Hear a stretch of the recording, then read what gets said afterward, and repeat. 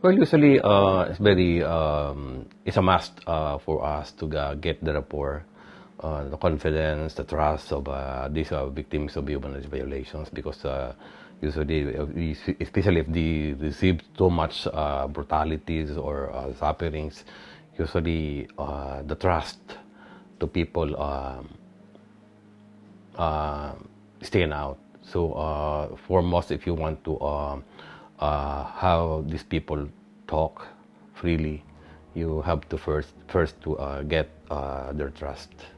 So how to get their trust? Well, you should make them feel that you're not different from them, that you are with them, that you are not like those people who are doing harm for them, but you understand what happened, and you share their pains and others, so that they can feel that you are on their side.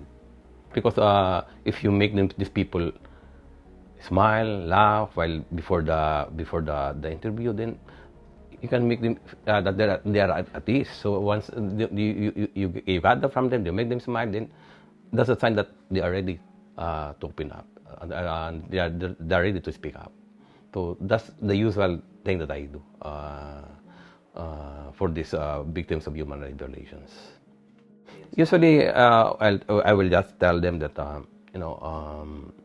just would like to know what happened to you.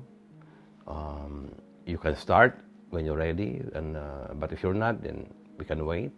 And if you feel at the time of interview that you want to stop, you want to, whatever you need, then we will give it to you. We will interview you depending on your preparedness and your condition. You have to be observable in their body language. So if you think that they're feeling tired, then you can offer them to rest or whatever. And usually you have you should have to water the tissue around, because you can never tell when these people will break down and cry. So you always have to be ready.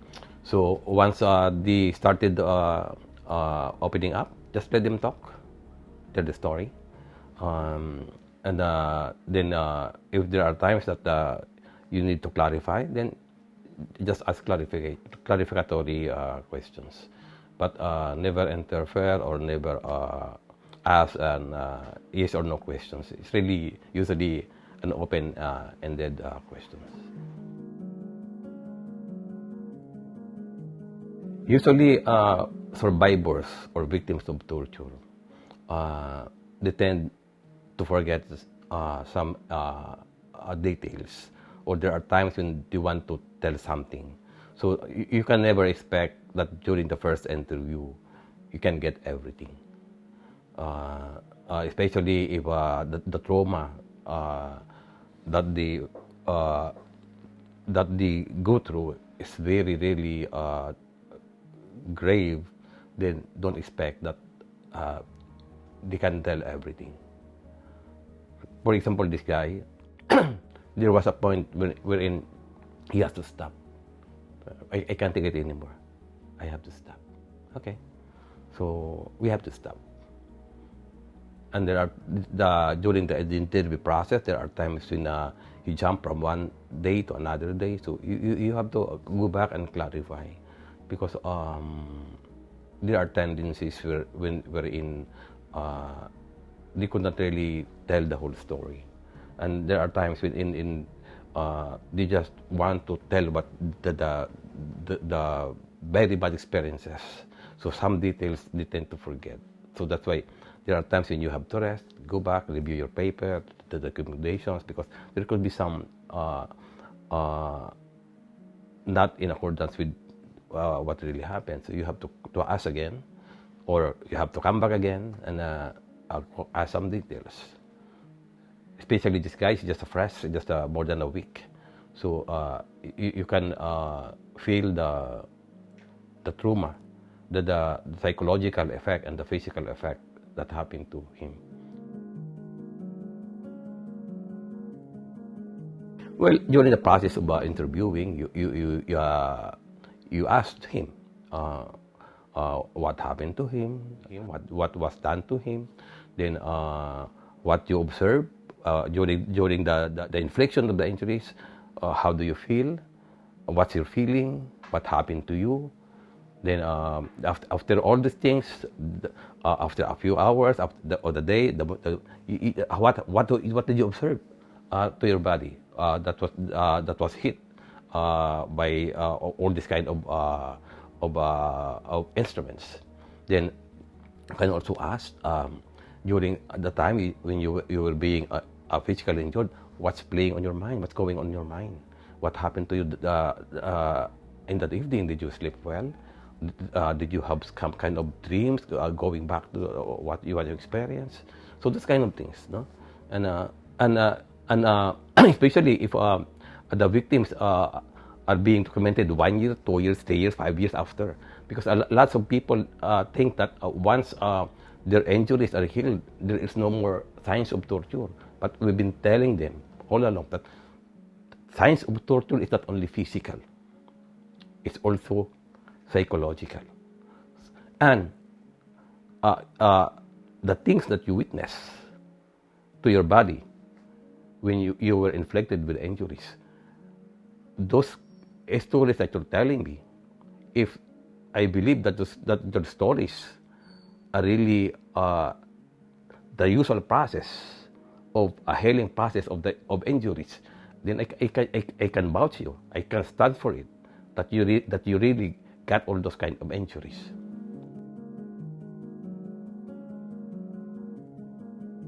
Usually the police, what they do is, when they start punishing the guy, the question starts with electrocution, with the baseball bat, different kind of baseball bat. They have the aluminum baseball bat, they have a steel baseball bat, they have a wooden baseball bat, kicks, electrocution.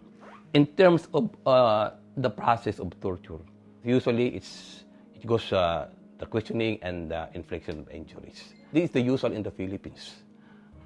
Almost majority of the cases that we've been committing are drug related, but in reality, these guys are not part of any drug, illegal drug peddling or using. They are just being added to the number that you would like to show to the people that drug is a big problem in the Philippines, because they have this quota system, a quota and reward system, that if you have lots of people apprehended because of illegal drug, they are rewarded.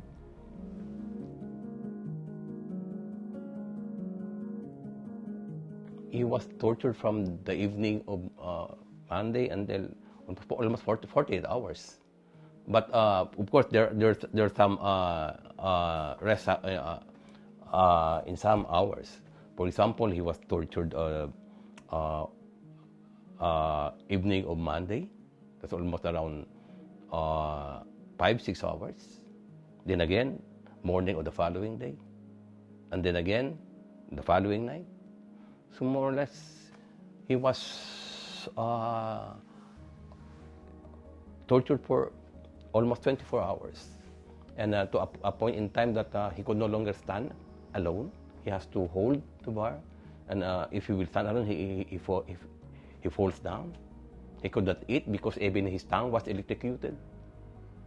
He can only drink water. And there are times when he was asked, when he vomited because he received face blows in his midsection, he blew up. And then the police asked him to eat, but he blew up.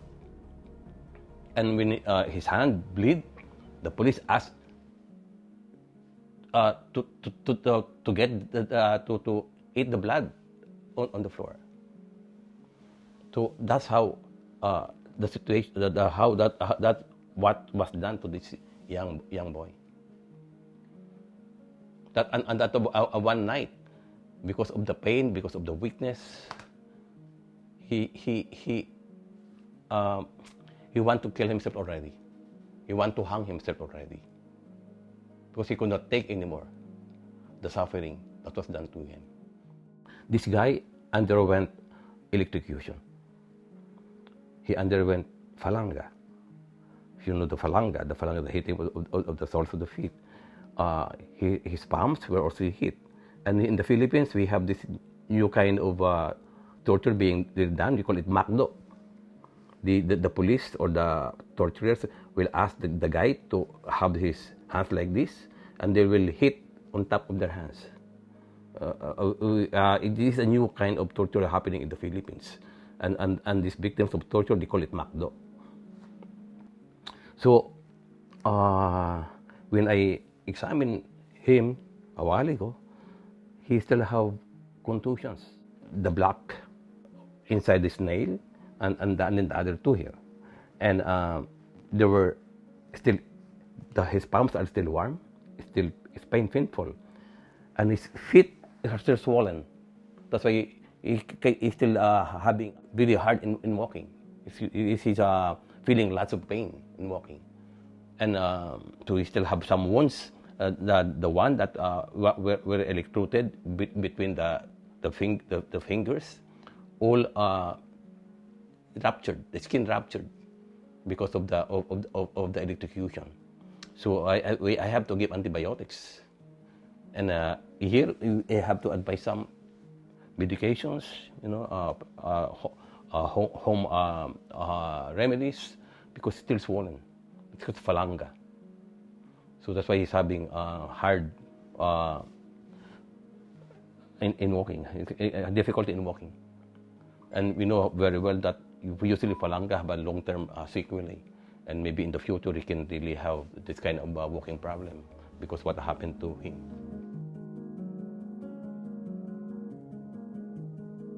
We have to write a forensic narrative report,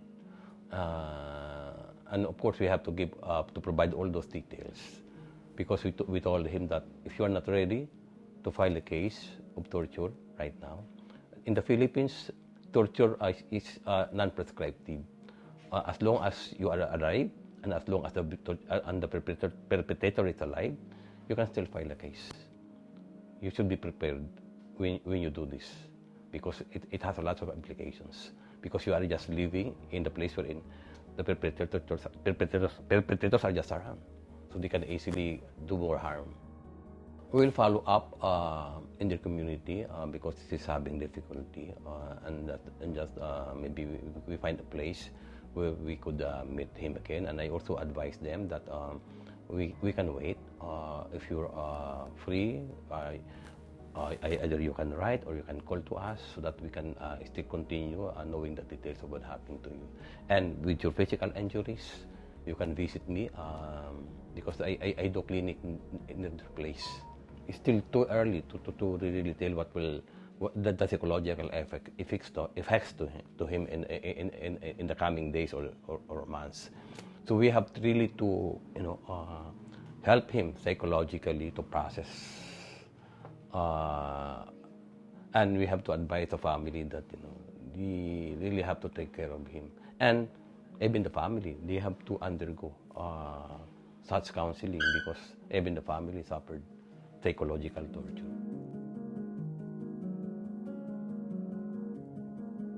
Why? Well, this is our breakfast, our lunch, and our dinner. And as long as there are victims of human rights violations, and I could still continue documenting, I will do that.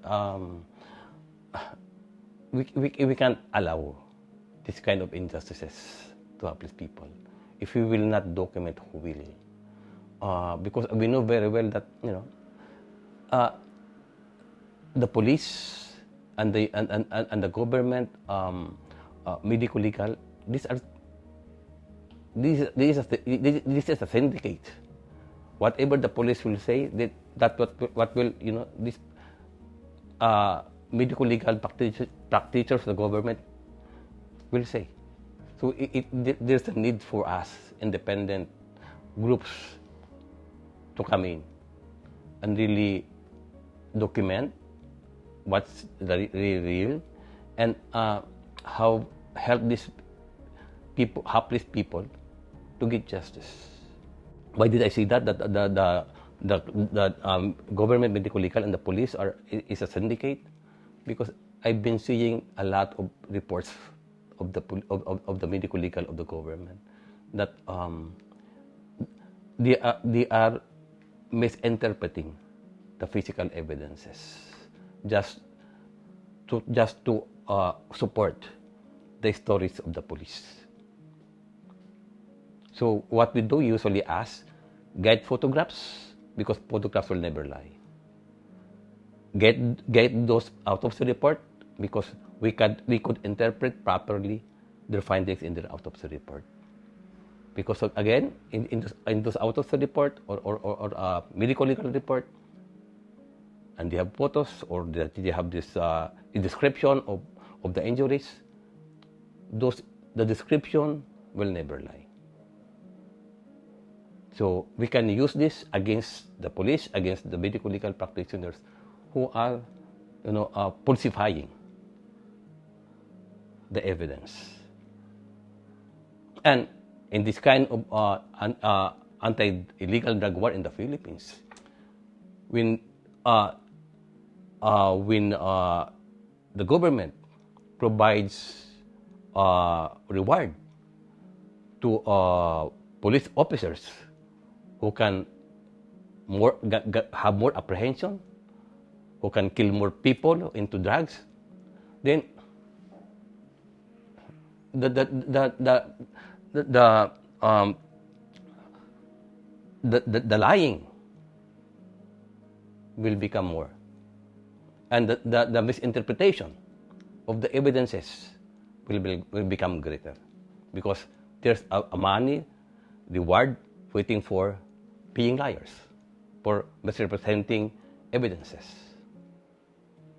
But as I said again, we can always caught these people liars, because when they misinterpret the evidences, honest to goodness forensic practitioners will tell the truth, will say what really is these evidences are telling. Because I said, physical evidences, photographs, bones will never lie. Maybe the last thing I can say in the Philippines, telling the truth is really a challenge, because we are in a society wherein people telling the truth are being criticized, are being tagged as communists. So it's still a challenge for us. That's why very few people are into this kind of work that we are doing, because they don't want to risk their lives. On top of that, there's no money in this kind of work, because we are serving the people, the impoverished people. And there's no reward for doing that.